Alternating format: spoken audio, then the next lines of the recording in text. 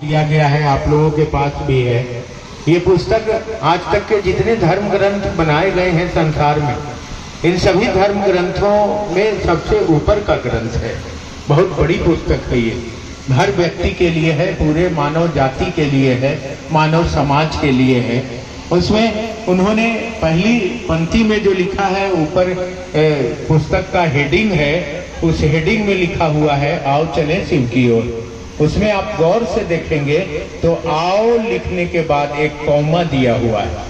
Comma, comma का मतलब होता है रुकिए, रुकिए, और पूर्ण विराम का मतलब होता है ठहरिए। ठहरने का मतलब है पूरा ठहर जाइए, और रुकने का मतलब है थोड़ा देर रुकिए। तो ये आओ लिखने के बाद कौमा दिया गया है। कौमा का मतलब है रुकिए।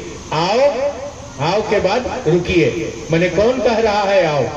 बड़े गुरु भाई साहब श्री हरिंद्रानंद जी कह रहे हैं कि आओ। आओ कहने के बाद कौमा दे दिया, मैंने रुकिए। कहाँ? हरिंद्रानंद जी के पास रुकिए।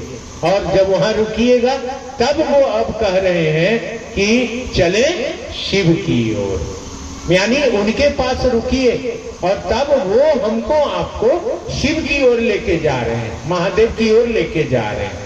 इस शीर्षक का यही भावार्थ है। आओ के बाद एक कौमा है, आप गौर करके देखिएगा, डायरेक्ट नहीं लिखा हुआ है आओ चलें शिव की ओर। आओ लिखने के बाद एक कौमा है।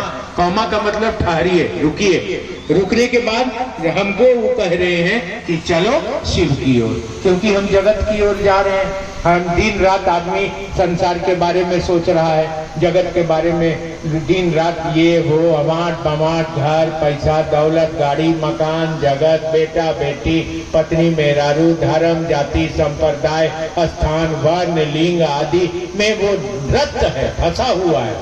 तो यहाँ से कोई वापस जा नहीं पा रहा है, शिव तक जा नहीं रहा है।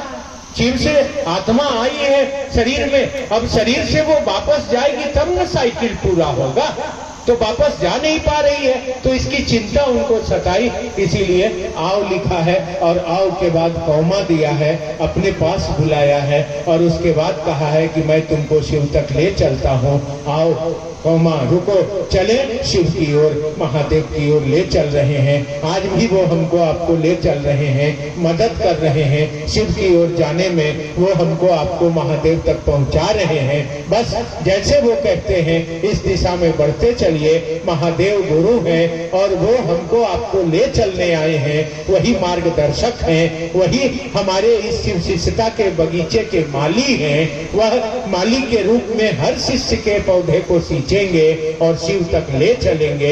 इसीलिए कहा है आओ कौमा चले शिव की ओर, मेरे साथ आओ, मेरे पास आओ, हम तुमको महादेव तक ले चलेंगे।